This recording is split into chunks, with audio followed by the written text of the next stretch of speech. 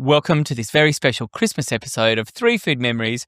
I'm Savas Savas. My guest on this episode of Three Food Memories is a self-described gremlin, an artist whose work hits home like no other. He works across any medium you can think of: painting, photography, video, installation, performance. The list goes on.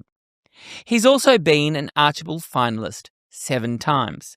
This year he won the Packing Room Prize, but the Archibald is proving elusive, although I bet it happens soon.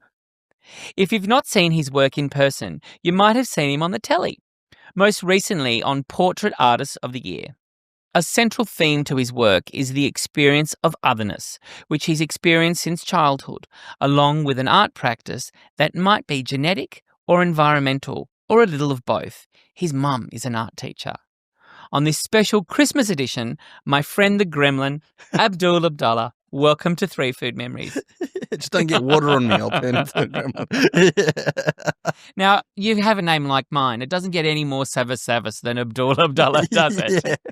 Now, happy Christmas. Happy Christmas. It's very me to choose a Muslim to celebrate or to mark our Christmas episode, because I believe that Christmas is for everyone. Where's your Santa hat? Oh, sorry, I didn't bring it today. Now, of course, you've said you feel like an outsider amongst outsiders. So how does someone like you get inside celebrating Christmas? Christmas has always been really important with my family as a time to get together. And every Christmas we'll have a big lunch together, the whole family. And I've got 3 siblings and they've all got kids, and their partners and their extended family will all come together for a lunch usually. It used to be at the beach, but then the beach in Perth got quite busy. And then so now we go to either my sister's house, or this time they're going to my brother's house, and we're all getting together and we'll exchange gifts. And we've got so many kids in the family with nieces and nephews. They all are so eager for Christmas time. And there's something really nice about giving a present, to the point where, like, there's been times where I haven't been able to be there to give the gift because I've been away, but I haven't given it yet because I wanted to experience handing it over. And I want that. I'm doing it for me. I'm seeing them happy, and that makes me happy. So in the Islamic faith, what is the equivalent of Christmas? I guess there's Eid at the end of Ramadan. So after the month of fasting, which is a month that changes every year because it goes by the lunar calendar. And at the end, there's Eid, and usually in Eid, people would visit each other's families and visit each other's friends, and people go to the mosque, and it's not a present giving activity, but they did, like, kids would often get a little bit of money in Eid, so something like that. The equivalent of, like, in Chinese culture, I guess, the red packet with a red envelope with some money in there, and that was a time for family and friends to get together. What you described yourself as an outsider amongst outsiders. Expand on that. Well, I say it with a little bit of tongue in cheek, because it's something which I've felt from very young, is that artists themselves are outsiders. Generally, we're all a little bit weird. I think we're all a little bit gremlin. So one of the reasons that I say that, for example, like in the creative industries, my wife is started off as a dancer, and now she does performance art and all sorts of different amazing things. But I always joke around with her that she's really a front of house person, and I'm a back of house person. So I'm the gremlin out the back in my studio working away on something, while she's out there front facing with her audience and engaging right there with them in front of them, but I'm like a little bit behind the scenes. So she can respond and actually change her performance or change her art, can't she? She can manipulate it a bit to her audience, where you don't have that responsive, initial bit. Totally. I've made the stuff that's out there in the world. That's my offering. And then at that point, I kind of step back a little bit and then hope it goes well. So the outsider amongst outsiders it's not a cultural thing. It doesn't refer to. Oh, no, it does as well. Sorry, I should explain a little bit more in depth, in that it's happening at a few different things happening at once. And I talk about it in a few different respects. So, for example, when I was in art school, I worked at a boxing gym, because I boxed when I was a teenager, and then ended up working at a boxing gym for 10 years, being a sparring partner for pros and stuff, getting my head mashed in for a long time. But I was too boxing gym for art school. So I'd rock up with black eyes and all that sort of thing. And then But I And was on also, all this in Perth. this is all in Perth. This is years ago in Perth. And then, but I'd also be to art school for the boxing gym because it's a very particular environment, boxing gyms, especially boxing gyms like 15 years ago. So it was, I was a little bit soft for the boxing gym, but a little bit too boxing gym for the art school. And then like Muslims in the country being outsiders in a respect, but then I'm an artist, in a very contemporary art setting, in an art school setting, and then as a professional artist amongst a community which doesn't necessarily produce that many artists in this country. So it's an unexpected situation. So you're always a little bit on the outside, but I think that's one of the things I've described about artists, or one of the things I say about artists is that we are welcome in so many places, but equally uncomfortable in all of them. Explain the uncomfortability. Oh, the uncomfortability in terms of, so this isn't necessarily a cultural thing, and more talking specifically about art, is that like I've had dinners at prime ministers' houses and stuff like that. My wife and I were invited to meet Prince Harry and Meghan Markle. Like we've been to these very peculiar places. But you're there for a reason, aren't you? Yeah, they're for a reason. They're to meet, and they're there to represent something or some type of cultural experience or something like that. And there's a reason that we're invited to these sorts of things. But also, like I grew up in a suburb called East Cannington, which was off Minyana. I lived off on Gibb Street, which is off Minyana Road, and Minyana Road at the time was voted the worst street in Western Australia. So it's sort of like coming from that, and then ending up in these glitz and glamour places, but then going back to that, it's sort of you go everywhere and you fit in with everyone, but also don't fit in anywhere. The you have a complex and diverse and richly layered heritage. What are your roots? So on my father's side, I'm a seventh generation Australian going paternally to a convict who got here in 1815 to Sydney. Wow, you've really gone far back. You've really dug. So he stole 2 stamps and a watch chain in London, that ancestor, and then 7 generations, here I am. And on my mother's side, she's from Malaysia. She's Malay from a village called Lingi, which is like Kampung is the word for village. So Kampung Lingi on the west, near the west coast of the peninsula, which is the mainland. And they've been there since around 1668, and before that they were from an island called Sulawesi in Indonesia, so it's the Bugis tribe ancestrally, and Makassar from Sumatra. So it's sort of it's a bit of a mix of everything, but it's mostly sort of Southeast Asian, Malay, Indonesian on one side, and then very much Anglo-Saxon, Anglo-white dad convict on the other. How does it all come together? In terms of how did they get together? Well, yes, let's start there, yeah. Oh, so my dad was studying English in Malaysia in like 71 or 72. He's going to correct me, whatever I say. I'm sure I've got it wrong. And then he got kicked out of Malaysia during some student protests at the time, being, I think, the only white face in the crowd, and they picked him out. So he had something to say. He always had something to say, quite politically engaged. But he'd met my mum prior to that. And then when he got kicked out, he went west from there. So went all the way through Pakistan and the Middle East and Afghanistan, like when there was a royal family who was there, and ended up being in the very eastern part of Europe, and then caught the train through Russia on the way back. It was over something like a year, and the whole time they were exchanging letters, and then on the way back he married my mum in Malaysia and then brought her back to Australia in 1972 to a just post White Australia policy, Australia. Yeah.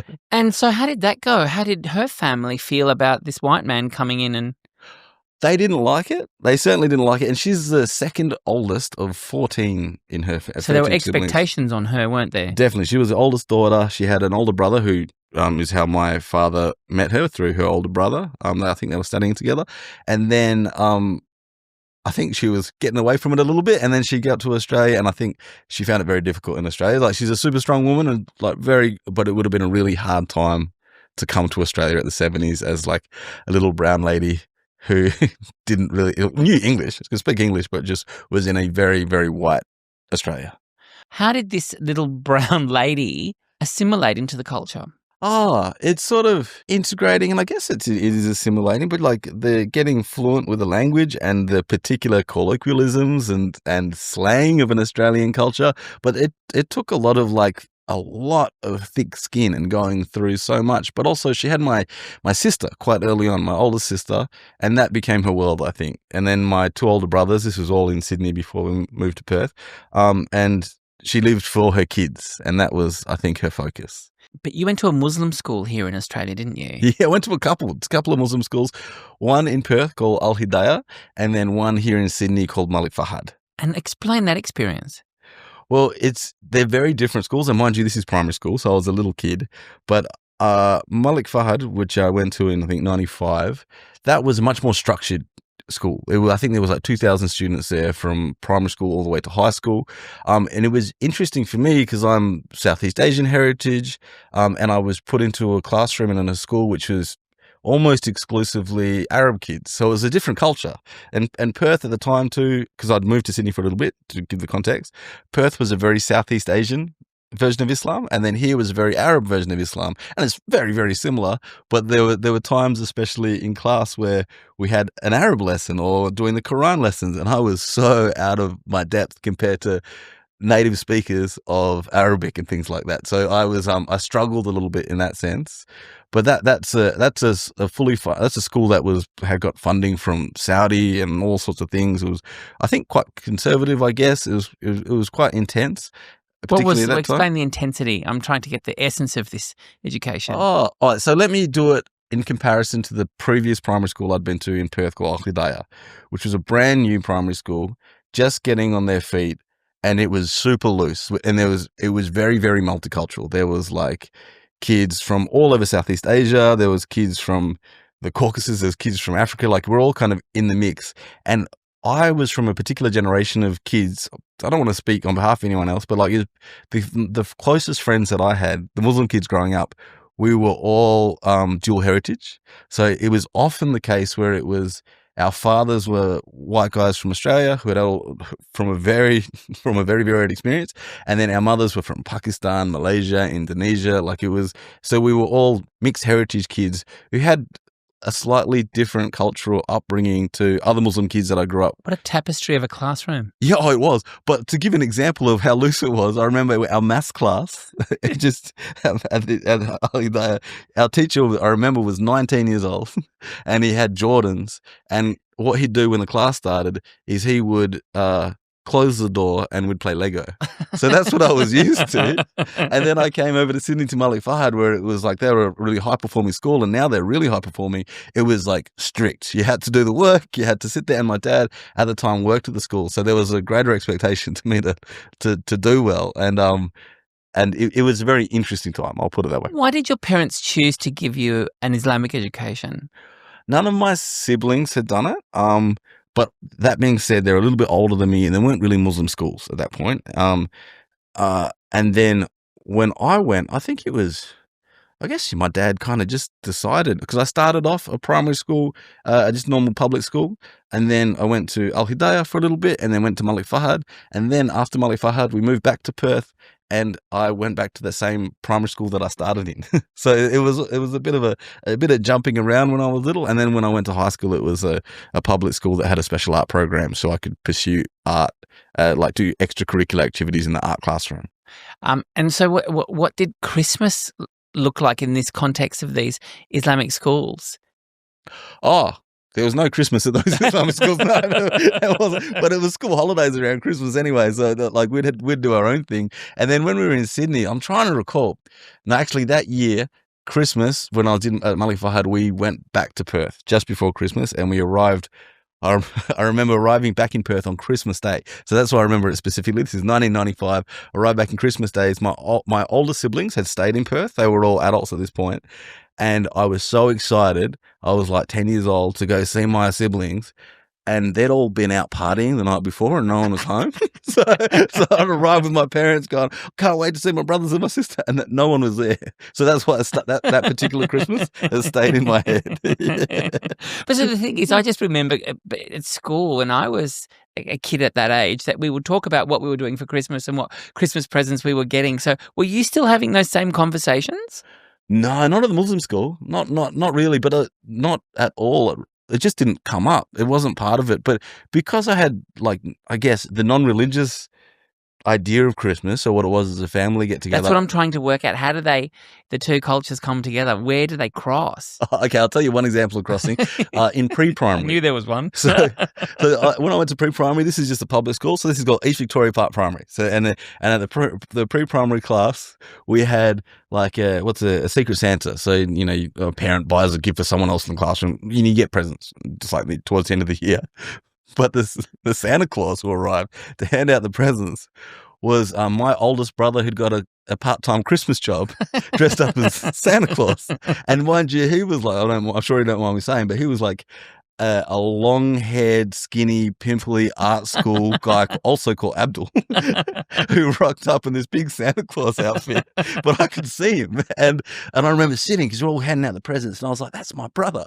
And the other kids were like, that's Santa. And they were getting really worried that I was going to say it too loud and Santa wasn't giving them presents. But I was like, that's him. And I remember I got one of the favorite presents. It was like a ninja from the Ninja Turtle toys, but it wasn't a Ninja Turtle. It was a Yoshimbo, like something like that, a rabbit, which was in the series, like a samurai rabbit.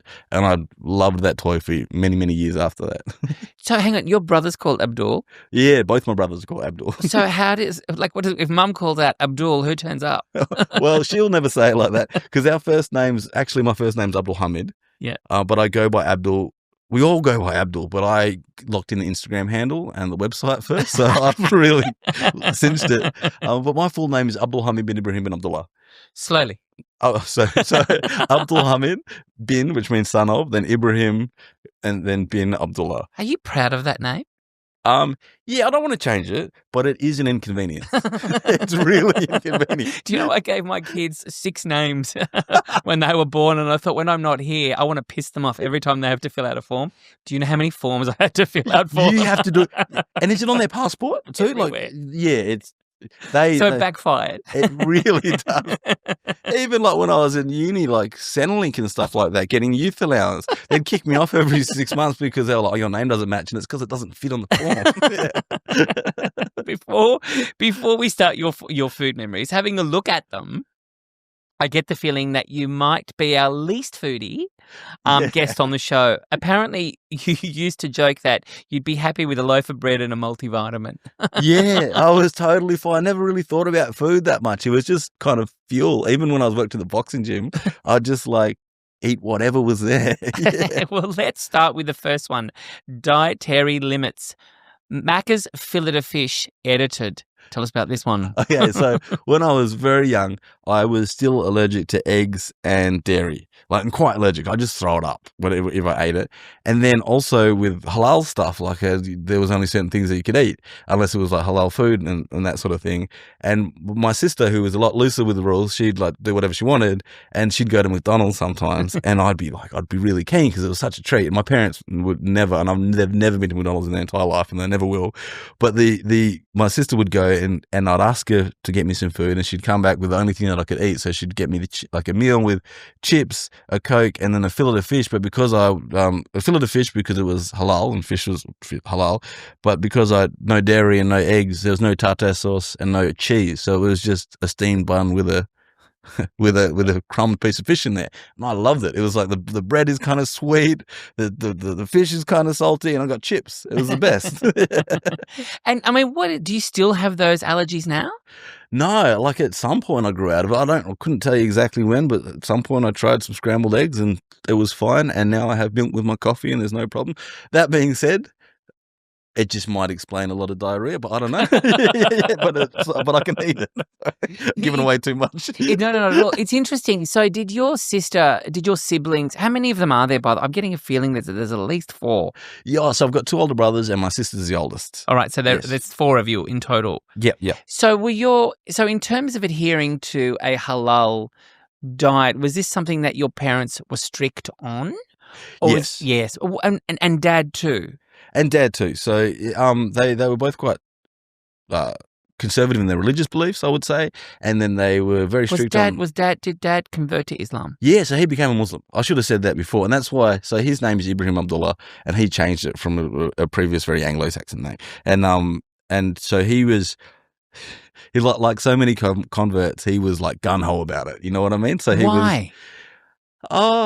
he really liked it, I think. And it's like so many religions and so many organizations like that. It's a club that's really welcoming to outsiders. Like, come on in, join, I'm thinking of Cat Stevens right now because they'd be about the same age. Oh, I'll tell you a story about that. So when I was at I was watching, like I was at my folks' house and then watching just watching the TV, and Cat Stevens comes on. I'm like, oh, he's amazing. And my dad goes, oh, remember when you met him? I was like, no, I don't remember when I met him. And it was when I was at Malik Fahad. I was in my dad's office and he just introduced me to Uncle Yusuf, this English guy. And then I had no idea who he was. And then I remember at the assembly, he came and spoke to the whole class. And mind you, it's like 2,000 like little Arab kids who also don't know who he is and don't really care. It's like, who is this? Just another English uncle. And then it was Yusuf Islam. So it was Cat Stevens who was doing, like in the 90s he was going to start some Muslim schools in the UK, I think. So he was traveling the world, visiting Muslim schools and doing research. Do you remember what he spoke about? I have no idea. I just remember he had an accent.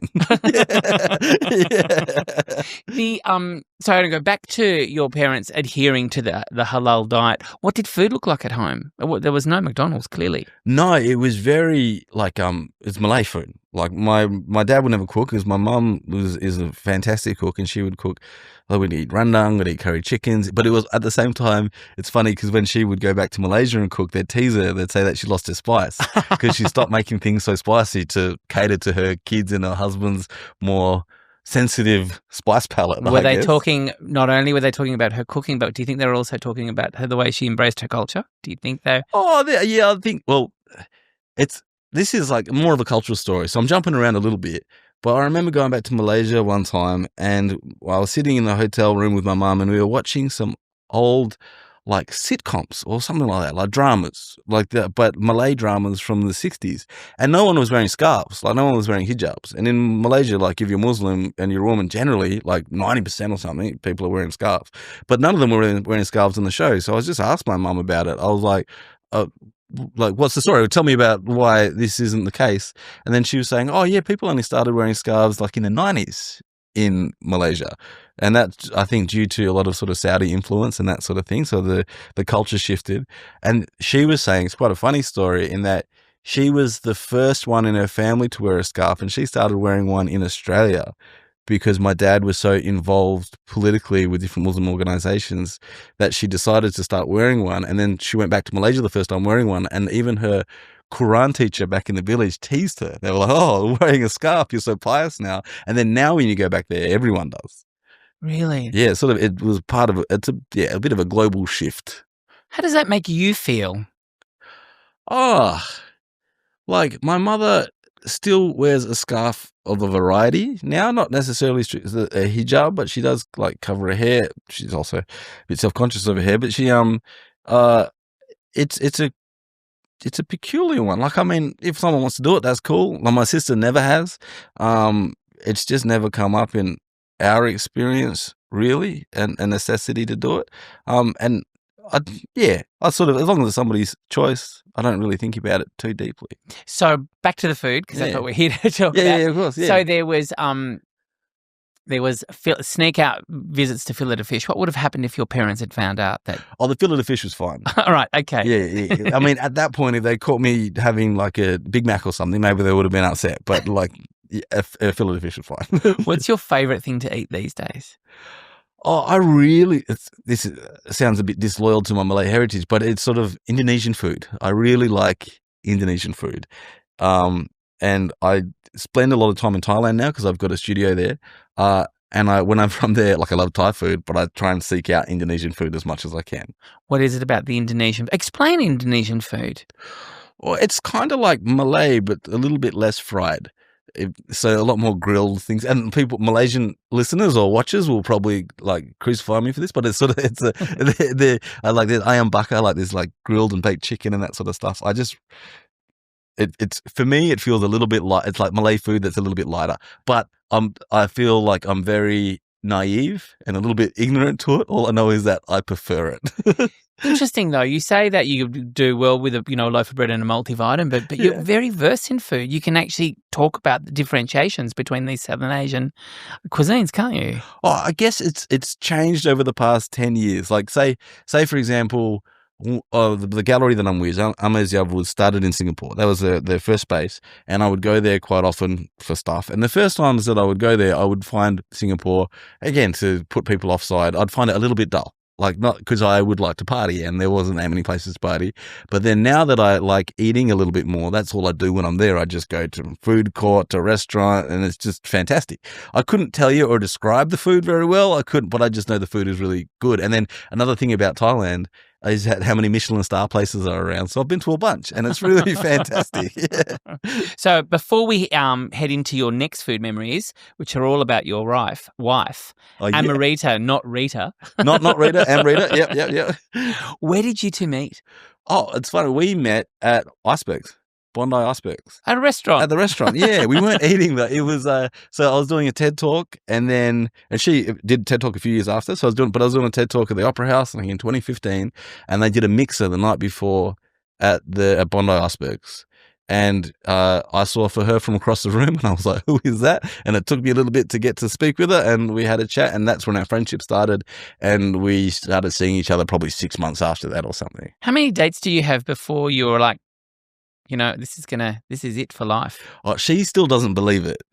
But on that very first day, not even a date, it was that first time that I met her at Icebergs. I went back and saw my housemate, David Collins, who's a fantastic, lovely photographer, amazing guy, amazing artist. And I told him, the first thing I said is that I've met the person I'm going to marry tonight. It just took me a while to actually. A few of our guests have said that. What is explain, I've never asked, but explain the feeling that the body communicates with you when you get that. It's really hard to explain. Maybe not so hard to explain, but when you see someone across the room and it feels like the oceans are parted, it's like there's biblical. Yeah, the spotlight has hit this person, and then you're like, this person is magic, and I'm completely drawn to them immediately. And I mean, I've talked about it before, but we had like a rocky thing too, where we were together for 3 years, and then we broke up for 3 years, and then we got back together and got married. So it's an unusual story where people are that far apart for that long and then to reconcile, come back together and get married. Do you think that actually gave you both space to get your art practices in a place where you could come together and just grow? Yeah, art practices and also our heads, I think. Like we needed to do a little bit of growing up and I don't think you mind me saying, I think both of us did. And then when we got back together, we were in a much better place to see eye to eye and to be there for each other. So now you both live in Thailand? Yeah, between Thailand and Melbourne. Why did you choose Thailand? The joke is that when we got back together, she was living in Melbourne and I was living in Sydney and I didn't want to move to Melbourne and she didn't want to move back to Sydney. So we went to a place that we both enjoyed, which is Thailand. But we do have a place in Melbourne. So we kind of go back and forth and we don't have a place in Sydney. Some of the best food in the world, you said before, Michelin star restaurants. Who does the cooking at home, particularly in Thailand? Oh, the first year that we were there, spending time there, we didn't do any cooking because it was just so easy to get food everywhere else. And now I try and cook most of the meals that we eat. You do? Yeah. There's not that many meals that I cook. It's in varieties of like a couple of different pastas and a couple of chicken rice dishes and that sort of thing.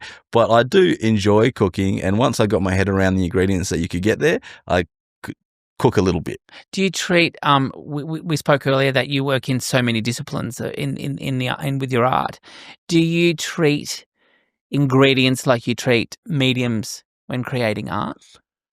I guess, but it's not in the way that someone might necessarily think from the outside. Where when I make art, I've got quite a rigid approach. Like it's a very step by step. This is what we're going to do. We're going to break it down how to produce this outcome. So when I'm making a painting, for example, I spend a lot of time on the design beforehand before ever getting a brush wet. So I kind of know what it's going to look like beforehand. And the same with when I'm cooking is that I'm just a stickler for following the instructions from a recipe. So I'll measure everything. And Rita laughs at me all the time because I'm very particular. Like I've got to get the measurements just right so it has the outcome that I expect. So I'm not so much of a freestyler. I'm just a follower of YouTube instructions. What does cooking give you? Oh, there's something really rewarding about cooking for someone, which is nice. Like I love when I cook for someone and they like the food. Much like the gift giving that you spoke earlier about giving to your nephews and nieces. Totally. It's a bit of an offering. And then on a practical level, I can cook a bunch of meals at once, take them to the studio, not have to worry about it. It saves time in the long run. But I am also I'm a slow cook, it turns out. It takes me about an hour to cook anything. Are you listening to music at the same time as you? Yeah, often music or a podcast. rarely music. It's mostly a podcast. So you'll be listening to the Yeah, mate, I'm going to be listening to this, judging what I say. Yeah. So let's move on. Let's move on to your second food memory. Now, this is when it would seem that you suggest you step up in the way that you approach dining out. It's booking a table at a restaurant. What's that, you say? Yeah. That was one time when Amrita and I first started seeing each other, and we were in Melbourne, and I said, make sure you've got this day free, because we have to work, like, with our art practices and with the way that we move and travel around, we really have to cement and schedule days together. And we weren't as busy back then, but still I wanted to set this day aside for a special day and go get a really nice meal. And then she's like, oh, where have you booked? And I hadn't, because I had never thought of the idea before. I never made a booking in my life. So I thought you could just walk into a restaurant, because that's what I'd done. And I'd never taken myself for a meal that you had to pay for at the end. So it was like that. This was all new to me. You're growing up now. I was growing up. So, and at that point I was like nearly 30 or something. So I've been around for a little bit. Well, you finally got there. Yeah, finally got there. And so we walked around until we found a nicest place that had a table that we could go to. And it was really nice. It was good. Yeah. What was the meal? I can't for the life of me remember. It was something like a steak or something like that. Like, I can't remember exactly. So the memory here is not the actual meal. Not the meal, but finding a place, being embarrassed that I hadn't sorted it out, and then being annoyed at the sommelier. So do you remember, why were you annoyed with him? I was saying I'm not a jealous person. I'll put that out there, and Amrita can tell you for a fact. It's just kind of not in my DNA, but I have a suspicion that sommeliers are trying to break you and your partner up. And every time I've been to a restaurant, I've been very suspicious of these sommeliers. Like one time, this is me being a little bit mean, but we were down at a restaurant in Bunbury in Western Australia. Amrita was on tour, and so she was down there, and we went to like the nicest restaurant in town, and the sommelier rocked up, and he drags over a table and drags over a chair, and he sits on it backwards, and he's got like a fedora and braces and a bow tie, and he's like, let me tell you about the wines. And then he just went on to flirt outrageously, and I was like, this is hilarious. Anyway, so I've got a suspicion of sommeliers. What is this suspicion? Where is this suspicion rooted in? What is it rooted in? Oh, it just seems like every time I meet one, and I only ever meet them when I'm with my wife. And why do you think they do this? Why do you think they want to break you and your partner up? No, I'm not really breaking something like that. But I think, and it's part of my ignorance too, because like I'm not a wine person, I don't know anything about it, and then maybe I feel a bit dumb, and then they're talking about things, and Amrita knows a lot about things, and she knows specifically about what she likes in a wine and that sort of stuff, and so she'll talk about it and request particular things, and maybe I just feel a little bit left out. So I don't know. Have you ever thought of flipping it on him or her, the sommelier, and saying, "Hey, what exhibition have you been to lately? What gallery?" and seeing what happens and taking the power back? I just don't want to extend the conversation at all. I just want them to do their thing and leave. Interestingly, was alcohol consumed at home? At my house growing up, not at all. Like with my parents, no. With my dad before he was a Muslim, yeah, sure, but then not after that. But with me and my siblings, never a huge amount. It's never been a problem with us. But we also we went to art school. We existed in the world, and we've just like in Indonesia, they would describe me as an abangan was the word they used, which was happy Muslim. So just kind of doing what I want to do. How did they embrace you, all of you, moving into a Western culture? Your parents? Oh, my parents? Well, because my dad is from a Western culture, so there's a little bit of there's more understanding. My mum is very, very open-minded. And so because my dad is Anglo-Saxon, like my grandmother's Anglo-Saxon, my grandfather, when he was, my grandmother and grandfather both passed away, but they're Anglo-Saxon. My cousins are so it's sort of, that's family as well. It's a very normal experience. Yeah.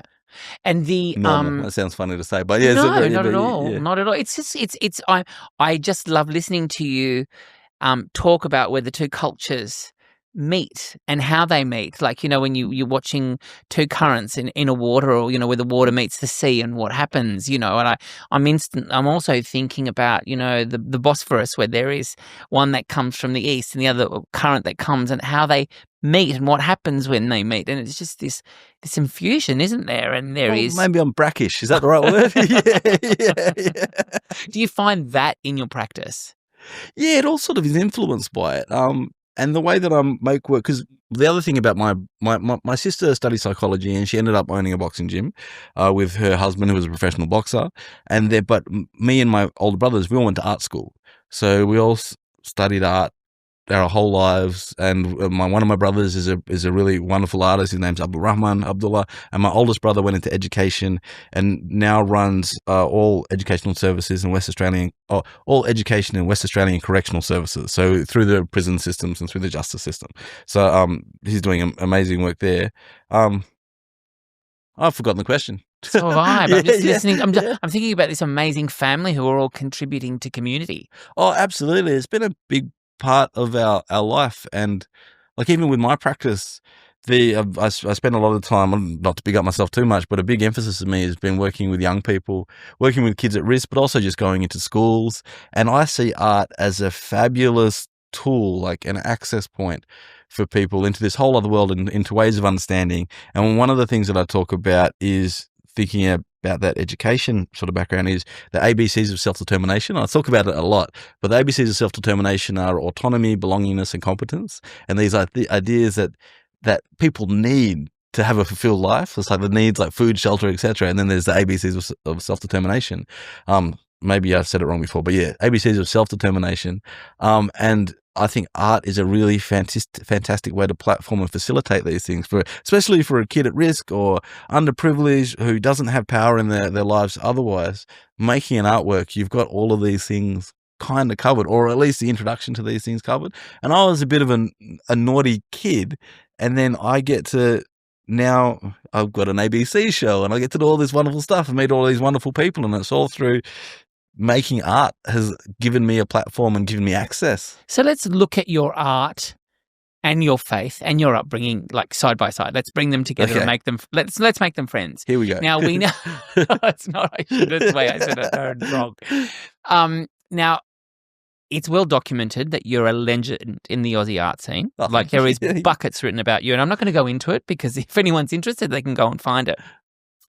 But you use your art to challenge mainstream narratives, especially around race, religion, and national identity. You started a master's on the rhetoric of radicalization. Yes. Did you finish it? Yes. You did. Congratulations. Yeah. And your TED Talk, Don't Call Me an Aussie, brings all of this together. Why do you think these discussions and these topics are so provocative?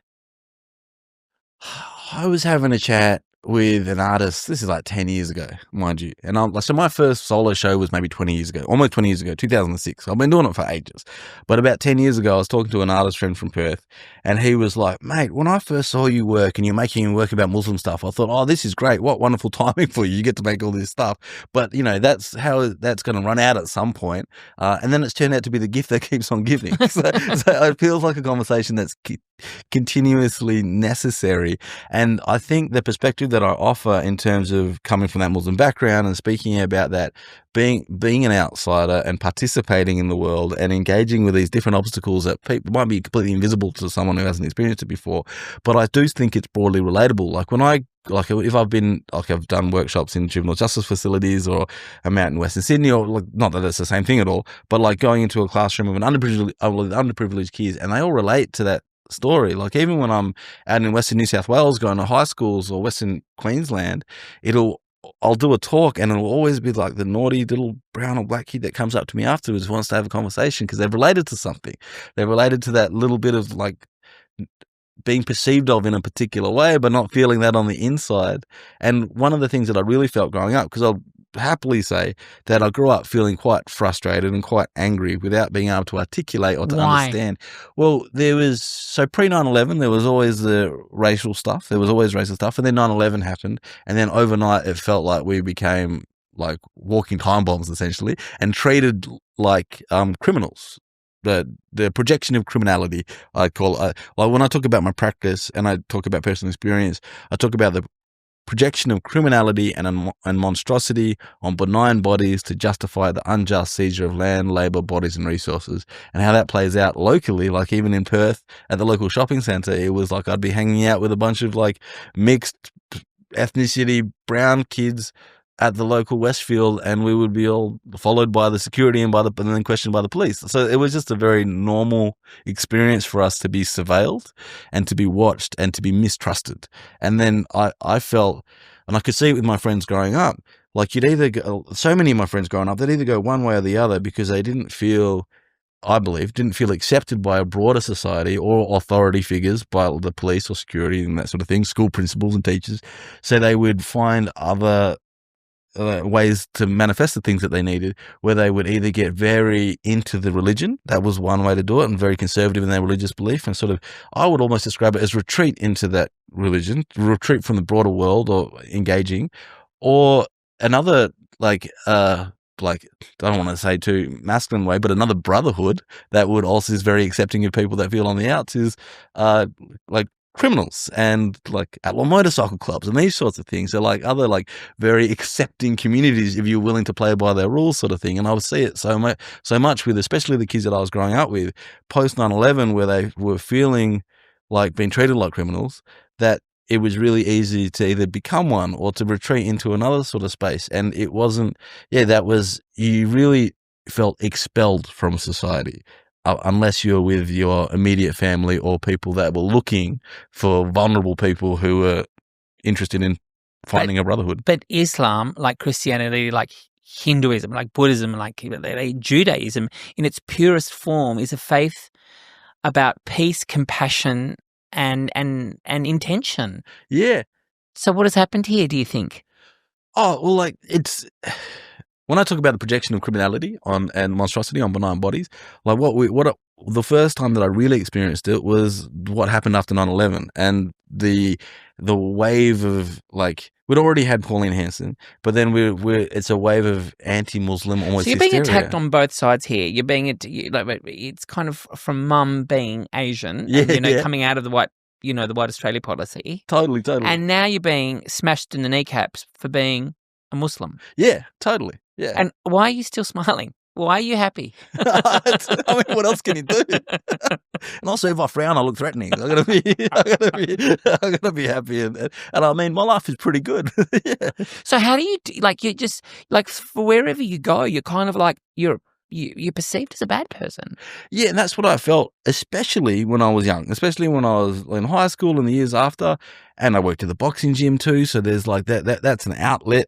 But then so many Muslim kids I knew boxed, it was just part of it. Yeah, but I'm thinking about your dad who's converted to this belief system. What must he feel for his children who are experiencing this vilification? He understands it, but there's also a little bit of a difference because he's white. He hasn't experienced that same thing. People aren't going to necessarily pick him out. Like, he's got a big beard. Yeah, right. And unless he's dressed in the outfit, he's not necessarily going to be picked out as a foreigner, and he's not a foreigner. Yeah. And then when he talks, but it is funny, when people meet him and they know his name before they meet him, like it's happened to him several times, where they're going to meet an Abdul Abdullah, and then they meet a guy who's very Australian accent. He teaches English as a second language. He's very good at speaking. And they're like, oh, how wonderful that that you've learned English so well. But he's just like a white guy that was, he went to, what's it, the selective school? I can't remember the school here in Sydney that he went to. He's kind of one of the, like, it used to be like, not Sydney Boys, but one of the other ones, like that sort of equivalent. Like, he was a brainy kid. Yeah. And so really, this is the beauty of, I'm back to your work. This is the benefit and the advantage that you have, that you see black and white. Unpack that for me. How do you mean? Well, you see both cultures. You see both, the black and the whites. You see the dark and the fuck that up. Like, let's start again. Yeah. The beauty about the beauty about you is you have an understanding and appreciation of two cultures. Yeah, so I've come from both and experienced both, and and it's not like a clash, because people talk about a cultural clash so much. It's just sort of different people believe in slightly different things, but all with the same motivations, really. And wanting the same things in the end, which is to live a nice life and to do well for their family. So this gives me a really good understanding of the magic in your work. Like, so I think in your art, I see elements of calligraphy. I see geometric shapes, patterns, organic motifs, floral if I look hard enough. Yeah. And all these are associated with Islamic art. Is this deliberate, or am I saying things? Might be seeing things a little bit. Oh, okay, right. No, but it's only because I don't like it. Because I remember a criticism. I was doing like a panel years ago at UWA, and there was an older artist there for an older Muslim guy there, an older uncle from Pakistan, and he made work that was calligraphy. And then one of the criticisms he said to me is that I wasn't making work that had dawah, which is like promoting the religion or promoting the beauty of Islam. And it had never occurred to me, and it still doesn't. Like, my work isn't religious at all, but people will say that I'm a Muslim artist, but I never considered my work Islamic art, if that makes sense. Yeah. So are your art practice and your faith practices intrinsically linked? Yeah, I guess I just don't. It's never front of mind, to put it. And it's funny, so to think about the Muslim identity, my older brother, Abdul, also an artist, but he's 9 years older than me. And when 9/11 happened, he was an adult. So he'd had this really cultural experience about what Islam is. It's a very domestic thing, something that happens at home, something that happens within a community with your family and friends. And then my formative years were post 9/11, where the Muslim identity was a very politicized one. So being a Muslim meant something else. Like, it meant you were the bad guy. It meant you were potentially a terrorist. It meant like you were suspicious. So I had a very different cultural experience with the religion growing up when engaging with the rest of the world. And then how did you build on that? How did you move forward? Well, art was what allowed me to articulate things. So before I studied art, I studied journalism. I did 2.5 years of a journalism degree. So I was very politically minded and still am. But before picking up an elective in art and then jumping over and going, art actually suits me a lot better. But even when I did art, I was very nervous about making anything political or anything like that. I'd seen so much bad political art that I was too nervous to do anything about it. But it wasn't until I was in the Archibald the first time when I painted Walid Ali, and I painted him because I read his book, People Like Us, and really enjoyed it and loved him as an author. So reached out to him, painted him. And then when it got into the Archibald, and I was 25 at the time, I just got a spate of really nasty emails telling me essentially that I wasn't welcome in the space, that to go back to where I come from and that sort of thing. And that was really shocking for me, and really made a really wonderful moment really bitter. And I got really upset and really angry. And it was Walid Ali, and I've told this story a million times, so it sounds like by rote because it kind of is. But it was Walid's advice that really encouraged me to engage this with my art practice, where he was saying, regardless of the reality of your actions and beliefs, you're going to be perceived of in a particular way because of the way that you look and your name. But being angry doesn't really result in anything good. If you want to contribute something positive to the conversation, do it with your strength, which is your art practice. And that encouraged me to make work that interrogated these sorts of things. And then that found an audience, because there's so many people who felt like me in that respect, I think. And especially young people who are going through stuff or being perceived of in a particular way. And it really connected, and it's not heartwarming to know that other people are going through bad things, but it was interesting that there was that audience and people could relate to it very broadly.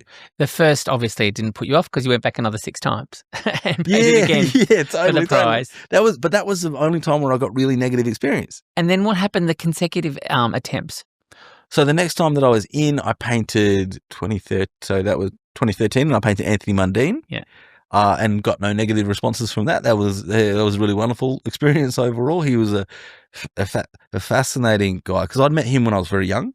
So being from Perth and being involved in boxing, I was floating around the community when he fought Danny Green, like years and years ago, the first time. I'm nodding like I know who Danny Green is. Oh, right. Oh, okay. Maybe we don't need to talk about this. No, please do. So Danny Green was a world champion boxer, but from Perth, like beloved in Western Australia, and he still is. And then Anthony Mundine was like perceived of as the bad guy, like he was the antagonist to Danny Green's protagonist. And then Anthony Mundine had come over to Perth to promote their huge fight that they were having, one of the biggest fights in Australia up until that point. And what I found really fascinating as a kid was watching them deal with the press and with the public and with the people, is that when the cameras would turn off, Danny Green, I'm not saying he's a nice person, I'm sure he's a really good guy, but he was quite like insular, or he would sort of, when the cameras were off, then he was off and then he'd go. But Anthony Mundine, he would hang out with kids. He would rock up at the amateur fights. Turned out years later, we found out that he was donating a lot of money to Aboriginal organisations in Perth without anyone ever knowing. A lot of that happens, isn't there? Yeah, he was doing all this really good stuff, and that really stuck with me. So that when I had the opportunity, when I'd been in the Archibald once, I thought, I could reach out to him again and paint him. And I went through Muslim contacts, I went through boxing contacts, and it ended up being like his accountant. And then so that's how we got connected. And then I met him at his gym at the Block in Redfern. So this last one that you've won the packing room prize for, who did you paint? I painted my best friend Jason Fu. Yeah. Yeah, and he was a really wonderful subject. He's a fantastic artist. I was just with him just before this. He's a lunatic, and his artwork that he makes is crazy, but painting. Did your painting, was there a lunacy in your painting of him? Yeah, I asked him how he wanted to be painted, and one of the things that he said is that he wanted to be like a Disney princess and have like animals around him. So I painted these cartoon birds floating around his head. Have you painted your wife? Yeah, I painted her a couple of times, but she's never liked it.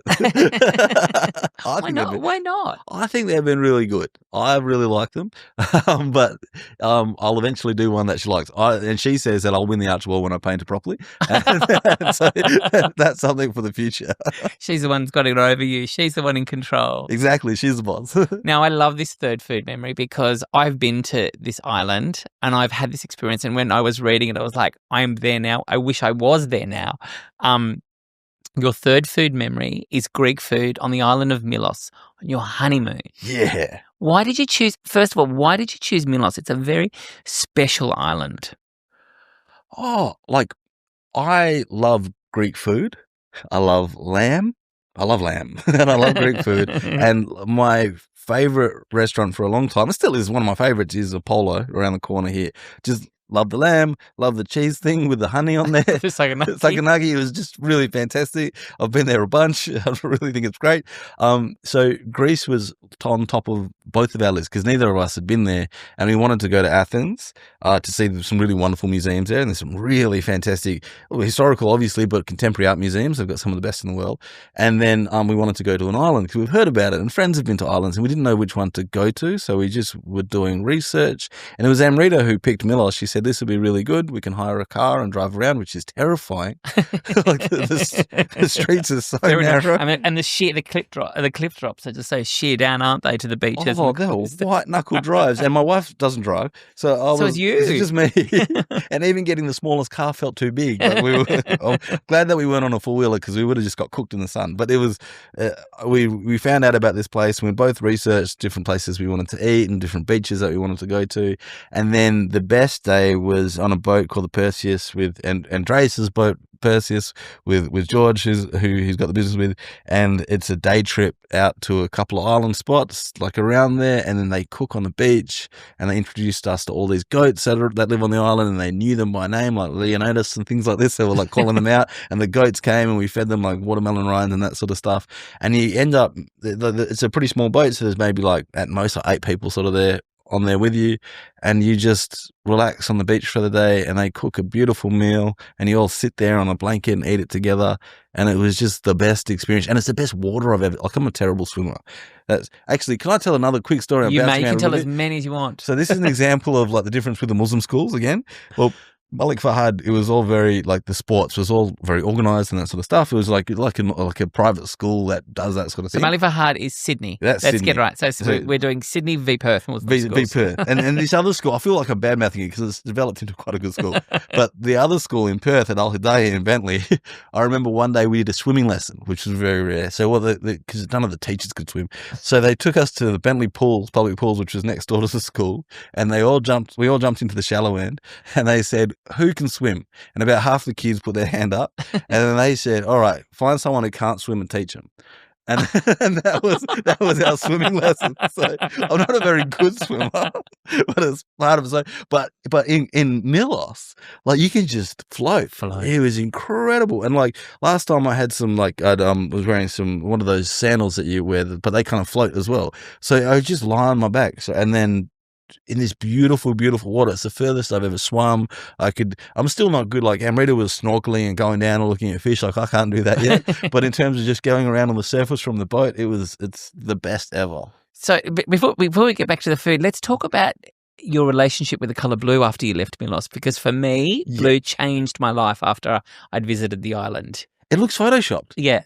But it's so real, and you can't capture it in you want to kind of pick it up and capture it and hold it, but it's reflecting. It's so beautiful. It's incredible. I've never seen blue like that ever. I've never seen water like that ever. You try and take photos even, and it doesn't look real. Do you use blue in your artwork? A little bit. Like I painted oceans and things like that, but I've always wished that I'd taken a better camera with me because for a long time I was painting these rocks with smiley faces on them, and there are some really beautiful rocks in the water there that I wish I had better photos of, as opposed to blurry iPhone photos as we're going past in a boat. But it was such a spectacular place with such amazing history. Like Venus de Milo was from there. It's incredible. And the little towns, everything. We didn't have a bad meal. Everything was amazing. Even when we were waiting, like the last time that we went there, You've been back a couple of times. Yeah, went twice. I went back again last year, and we were flying from Paris to Athens and then catching a boat.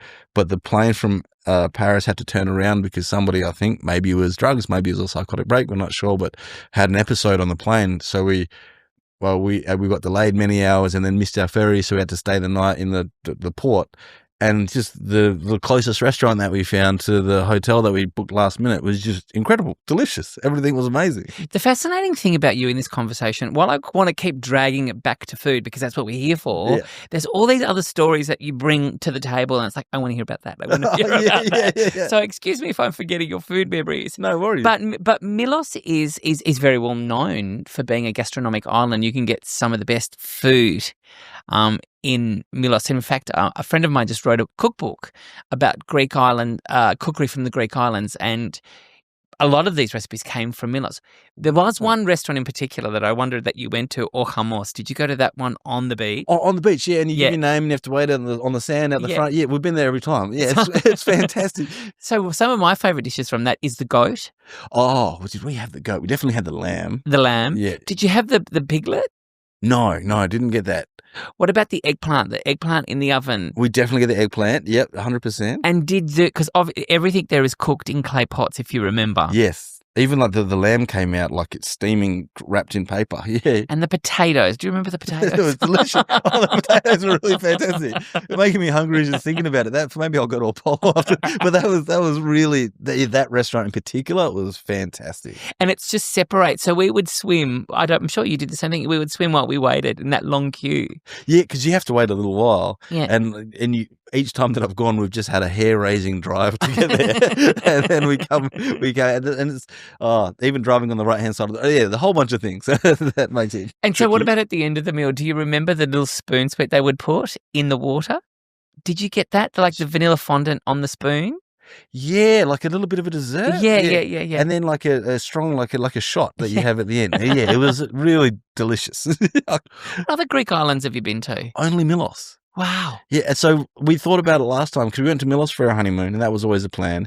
And then the second time we're going, should we go to another island? And then we just liked it so much. We thought, we've only got a few days. Why don't we just go to a place that was guaranteed to love? And we went back, and we went back to Polonia. So so maybe next time we'll check out some other ones. But that was does Greek cookery feature in your home cooking? So I like to do a lamb, like a Greek lamb, but this is all stuff from YouTube, right? It's all like lemon and yogurt and a chicken, which is essentially the same recipe with chicken instead of lamb in the oven. But it's been a while since I've done it, because even like in Thailand, to get a lamb leg is not so straightforward, and it's all Australian lamb that you get. So when I'm in Australia, it's much easier to go to the shops and pick it up. But there you can get it, but it's also significantly more expensive, and it's just not something that you necessarily cook. So whenever I'm in Australia, I'll try and get some lamb.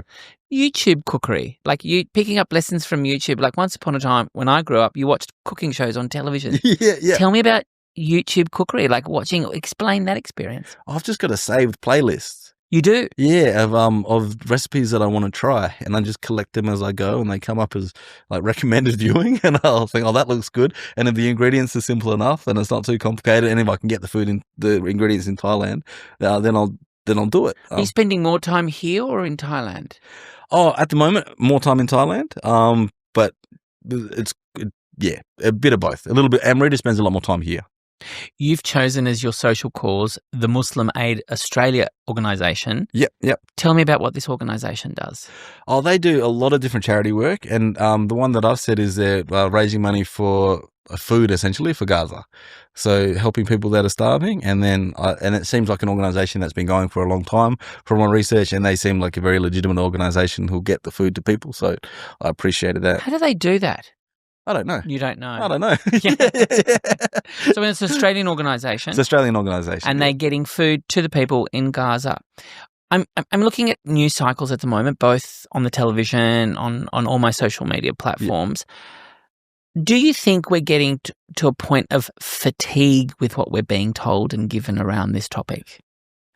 I guess for some people, but it's so harrowing because it's still going. Like, I mean, there's a ceasefire, which is good, but people are still dying every day, needlessly dying. And when you see the kids, it's heartbreaking. So just obviously any child dying anywhere is a horrible thing, but to see so much of it and to see people dying when it could be not the case is heartbreaking, endlessly heartbreaking. So the last few years has been very heartbreaking for me. I mean, not to make it about me, but like to so many people that I know, it's sort of been very eye-opening and very shocking. But it's something, because I've been aware of for a very long time.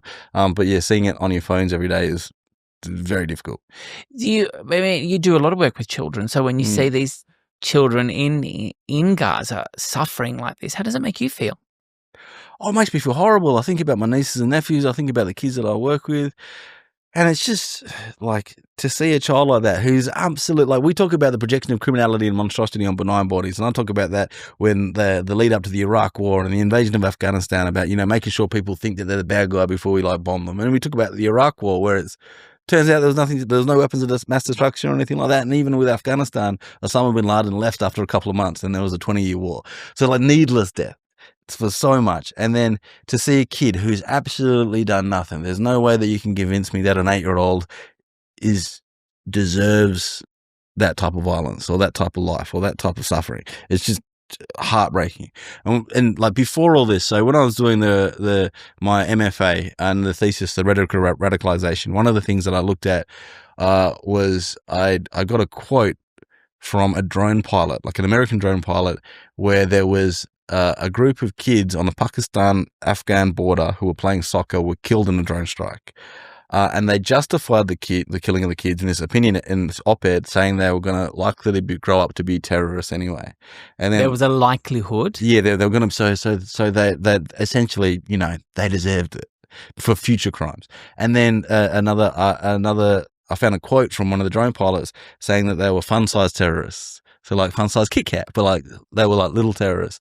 And I've seen that a lot recently too, with the idea of that these kids are somehow deserving of this very horrific and violent fate. And there's got to be another way to do it. I have to stop. That's really big. Yeah, sorry. Yeah, no, not at all. Not at all. I just need a second to kind of get my head into that. How do you process that? Oh, you don't really? I don't know. Like, I'll see a therapist eventually again. But like, it's just sort of, and it's still going. Like, it's sort of mind blowing, and it breaks people. Because all of it aside, it's human versus human. Yeah, people make choices to do this, and they can make a different choice. It's sort of, you just want to be the best person that you can. And what does your work tell us about this? Well, so my work hasn't looked at this directly, and I don't know if I can. It still feels so fresh, and it still feels so ongoing. Maybe it's something that I can look at in hindsight, like at a much smaller level, like actually entirely different. So the work that I'm doing at the moment is for the Sydney Biennale next year, and it's making work about the Cronulla riots, but specifically about the Cronulla riots, like images of the Cronulla riots in these paintings. I've remade these scenes with models in place of these rioters and that sort of thing, and these huge paintings that reference neoclassical painting to tell a story about the riots. And I'm doing it because in December it's 20 years since the Cronulla riots. Anniversary, yes. So speaking to these issues, but it's taken me 20 years to revisit that. Like, I've been an artist this whole time, and I've talked about the Cronulla riots in my work, but never depicted it, never been specific about it. I need to look back on things to really engage with it in my art practice. In the meantime, when you talk about what's happening now, I don't think my work addresses it directly at all, but I hope that it speaks to the idea of humanity and a shared humanity, and that should be what propels us, as opposed to like really defining people and putting people in the box. Is that what mum and dad taught you at home? Yeah, definitely. It's always been the case. There's always been a humanist first approach. And in terms of politics, like my dad introduced me to Noam Chomsky when I was a teenager. Like this is what I've been, and authors like Karen Armstrong and Judith Butler who talk about politics but also talk about history, and that's defined how I see the world. Partly, I mean, largely, yeah. We have an MFK Fisher serve it forth tradition here at Three Food Memories, where our previous guest presents you with a dish. Our previous guest was Mary Koustis, comedian actor. Yes. Effie Stefanidis. And she presents you with something that is very, very linked to your third food memory. She serves you a whole baked fish, kind of Greek style, with lemons and sliced potatoes. And she serves it to you whole, so you can take all the bones out and do it. How do you feel about this dish? That sounds absolutely fantastic. Like, I love it. I was always nervous about.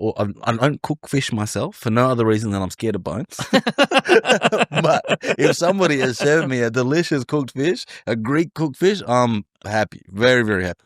What would you like to serve our next guest? Oh, okay. I'll go to my Malay roots then, and I will give them like nasi lemak with rice, the anchovies, the cucumbers, like a really spicy sambal, and then I'll get it with a beef rendang and a piece of fried chicken Maryland. I have underestimated your food literacy. You are really good at this. Oh, okay, good. Fantastic. Now, this is your turn to ask me a question. What would you like to know? Oh, this is going to be really selfish of me, but if I was to go to another island in Greece, what's your best recommendation? Okay. So I have travelled extensively, clearly, my background.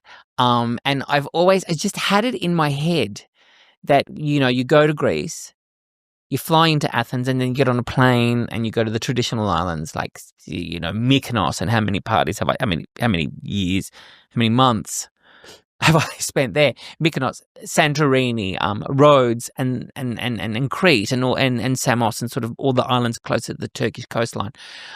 This last trip that I went with my children, we actually chose to spend a week in Athens. So we stayed in Athens and had the best time. It was as hot as balls, and but we did that, and then I didn't want to get on another plane and leave. So I kind of spoke to the friends who live locally, and they say, "Oh, we don't do that. We just get on the boats and we leave from Piraeus and we go to either Aegina, Hydra, and what was the other one? Spetses." Oh. So we took the boat and we went to. We skipped Aegina, which is only 40 minutes, and Aegina is the ancient capital of Greece. Of the region. So we skipped that, but we went straight to Hydra, and it's this tiny little island with no cars. The food was extraordinary, both international and local. We then took the boat again to Spetses, and we did that. And there's not very many cars. It's kind of more of a donkey cart sort of story. But then, so we walked everywhere. We walked to the beaches. But we went into the suburban little towns and the villages, and we ate so well there. I think what I learnt from this trip in visiting Greece is there is no other hospitality like the Greeks. They give it, they turn it on, they believe it. It's in their bones. I mean, we are born with it. And so I think if you kind of piggyback and see what the local Athenians do and where they go, you're going to find the best island, aren't you? I mean, and you skip where everyone else goes. So anything that you can kind of travel to on that little boat, that's like 1 or 2 hours, because a lot of the Athenians have, weekend houses that they just go to, that they leave the city. But there is no other city in Europe at the moment that's delivering food and hospitality like Athens and all the little islands. However, having said that, I think Malta is coming close up a fine. Okay. Yeah, I think once they get sort of manage their overcrowding issue, I think you are going to find another space in the Mediterranean like that. So that's what I would suggest. Okay, that sounds fantastic. I'm going to write these down after. Yeah. My final question to you is 2026, next year, Yes. if your work could change one perception about identity and belonging, what would it be? Oh, that's a really hard question to break it down, to change an idea about perception and belonging. One of the things that I want my work to really do, and it sounds so cliche, but just to get people to really, really interrogate empathy and like seriously take empathy really seriously, and to imagine yourself in somebody else's shoes with somebody else's experience. And I think people would find it much harder to treat people poorly, and I think that's a huge thing, and to take in somebody's context. Because so often people just make up a context, and I found that with my personal experiences that they project all sorts of nastiness that have nothing to do with the person that I am, or the things that I believe, or the things that I've done, nothing to do with my actions, but it's about an imagined version of me in their head. And people do that all the time with all sorts of people. But if they're to walk a mile in their shoes, to be completely cliched, I think it would change so much about the world. A very hard question I asked, a beautiful, eloquent answer you gave us.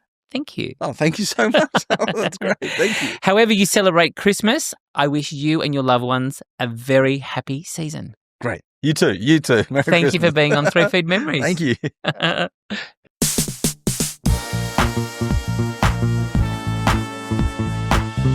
That's it for this episode of 3 Food Memories.